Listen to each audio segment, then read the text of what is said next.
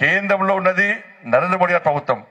మీకు 2014-2015లో నరేంద్ర మోడీ గారి ప్రభుత్వం రాకముందు మీ చదువుల కోసం విద్యకు గత ప్రభుత్వం ఇచ్చిన బడ్జెట్ ఎంత అంటే కేవలం 68,000 కోట్లు మాత్రమే బడ్జెట్ ఇచ్చారు. నరేంద్ర మోడీ గారి ప్రభుత్వం వచ్చినాక మొన్న ఈ సంవత్సర బడ్జెట్ 2025-26 బడ్జెట్ ఎంత అంటే 128,000 కోట్ల రూపాయలు కేవలం విద్య కోసం ఇచ్చారు. వాళ్ళ అంటే విద్యకు నరేంద్ర మోడీ గారి ప్రభుత్వం ఎంత ప్రాధాన్యత ఇస్తుందో అర్థం చేసుకోండి.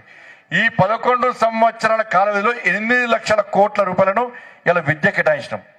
ఇక దేశవ్యాప్తంగా ఏకలవ్య పాఠశాలలు, సైనిక్ స్కూళ్ళు, నవోదయ స్కూళ్ళు, కేంద్రీయ విద్యాలయాలు ఇటు అనేక విద్యా సంస్థలను నెలకొల్పుతూ ఇవాళ విద్యను ప్రోత్సహించే ప్రయత్నం చేస్తున్నాం. మన కష్టాలు ఉంటాయి. బాబాసాహెబ్ అంబేద్కర్ అందరూ తెలుసు. ఆయన స్కూల్ పోతే హేళన చేశారు ఆయనను. వాళ్ళు అన్ని ఎప్పుడు ఆ బాబాసాహెబ్ అంబేద్కర్ అబ్బానని హేళన చేస్తున్నారు, నా పైసలు లేవు, సమాజాన్ని దూరం కొడుతున్నారని చెప్పి ఎప్పుడు బాబాసాహెబ్ అంబేద్కర్ బాధపడలే, భయపడలే. దీని అన్నింటినీ ఎదుర్కోవాలి. వీళ్ళ సంగతి ఏందో చూడాలి.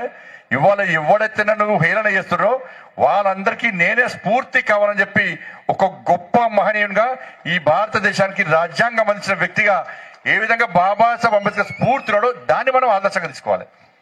వాళ్ళ నరేంద్ర మోడీ గారు ఛాయంకునే వ్యక్తి, వాళ్ళ కుటుంబం ఛాయంకునే వ్యక్తి.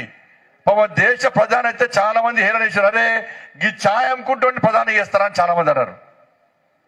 కానీ ఇలా ఛాయంకునే వ్యక్తి ఈ దేశ ప్రధాని, ఈ దేశాన్ని శక్తివంతమైన భారతదేశం నిర్మాణం చేయాలి, తల్లి భారత మాతను విశ్వగురు స్థానంలో ప్రతిష్ఠించాలని చెప్పి ఒక సంకల్పం తీసుకొని ఇలా ప్రపంచ దేశాలు కూడా ఇలా భారతదేశం వైపు చూస్తున్నాయంటే ఇలా ఎస్ నేను ఇండియన్ అని గల్లా ఎగరేసుకొని ప్రతి భారతీయుడు ప్రపంచ వ్యాప్తంగా తిరుగుతున్నాడంటే ఆ మహానుభావుడు నరేంద్ర మోడీ కష్టపడుతున్న విషయాన్ని స్ఫూర్తిగా తీసుకోవాల్సిన అవసరం ఉంది.